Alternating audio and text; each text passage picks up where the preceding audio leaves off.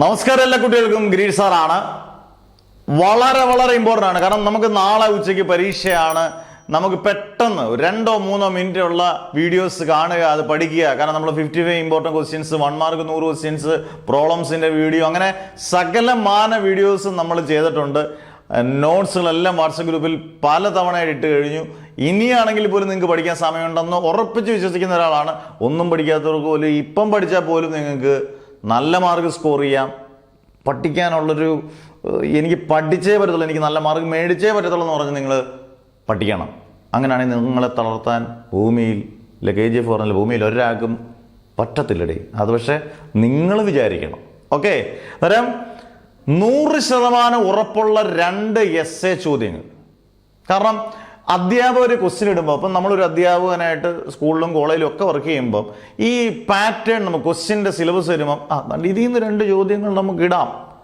അങ്ങനെ വരാത്തത് വളരെ അപൂർവമാണ്. വരുന്നത് 99% ചാൻസാണ്. അങ്ങനെ 2 essay ചോദ്യങ്ങളിൽ ഒന്നാമത്തെ ചോദ്യം magnetic effects of electric current എന്ന് പറയുന്ന ചാപ്റ്ററിനകത്ത്, 4ാമത്തെ ചാപ്റ്ററിനകത്തെ ബയോട്ട് സാവാർട്സ് ലോ, അതിൻ്റെ സ്റ്റേറ്റ്മെൻറ്റ് ഒക്കെ പഠിച്ചോളുക. അതിൻ്റെ circular loop, magnetic field due to a circular loop carrying current, very important question essay ആയിട്ട് ചോദിക്കാം. ഒരു പക്ഷെ 4 മാർക്ക് ചോദിച്ചാലും അതൊരു നല്ല ചോദ്യമാണ്, വളരെ ഇമ്പോർട്ടൻറ്റ് ചോദ്യമാണ്. ആംബിയന്റ് സർക്യൂട്ടൽ തിയറം എന്താണെന്ന് പഠിച്ചിരിക്കണം.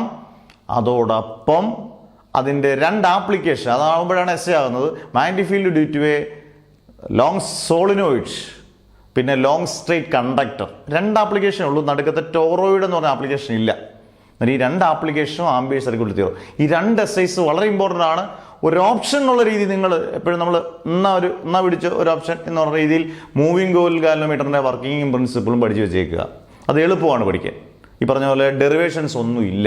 അത് അന്നേരം ഇതിന്ന് ഉറപ്പാണ് പരീക്ഷയ്ക്ക് നല്ല രീതിയിലാണ് ക്വസ്റ്റ്യൻ ഇടുന്ന അധ്യാപകരാണെങ്കിൽ ഇതിൽ നിന്ന് ചോദ്യം വന്നിരിക്കും. സംശയം വേണ്ട, പഠിച്ചു തുടങ്ങിക്കൊള്ളുക. പഠിക്കാത്തവരുണ്ടെങ്കിൽ അത് പഠിച്ച് ഫിനിഷ് ചെയ്തോളുക. Never ever give up.